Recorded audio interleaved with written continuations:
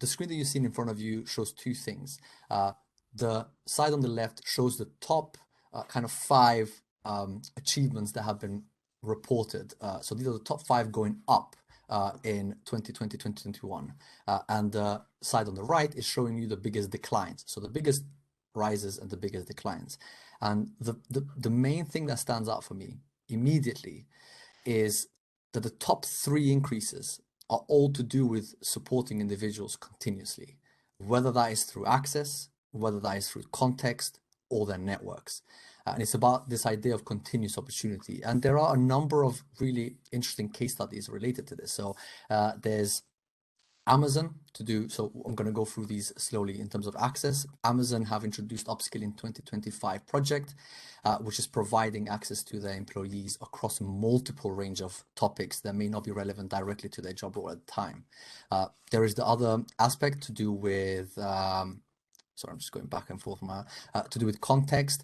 So this is IBM using AI technology to create a platform called Skills Build, primarily focused on providing opportunities to disadvantaged communities, which is an amazing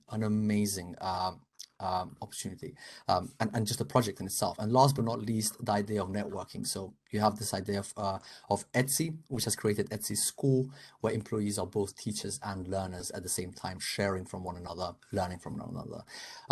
The other thing that kind of stands out for me is that historically L&D has been known to be related to efficiency drivers. And Laura, you know from the previous data, it's always the top. Prove compliance with new regulations, it still remains the top. It's quite high still, but it's interesting that the balance is shifting slightly. There is a higher focus in search of innovation over efficiency.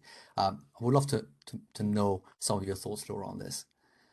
Yeah, I think what I was really excited about this is a lot of us are talking about culture and about having a culture of learning, and yet historically that's always meant I can measure that culture by the number of people who go through my online libraries, but actually it's the benefits, the real power, the impact of learning innovation into a workplace is about how people use what they have available to them digitally and how they connect. So Sean, I love to see the fact that blended learning has really worked well. It gives us an opportunity to space the learning environment out and help people to really use and connect and engage. And so to see that facilitation of continuous learning, I think is a very exciting thing. There are challenges that do come with that.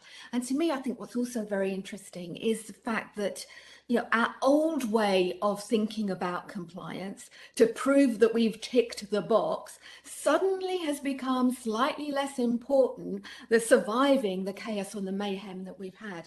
And yet, to me, again, I think what's really interesting about this is that actually our workforce are probably more interested than ever before on how to be safe.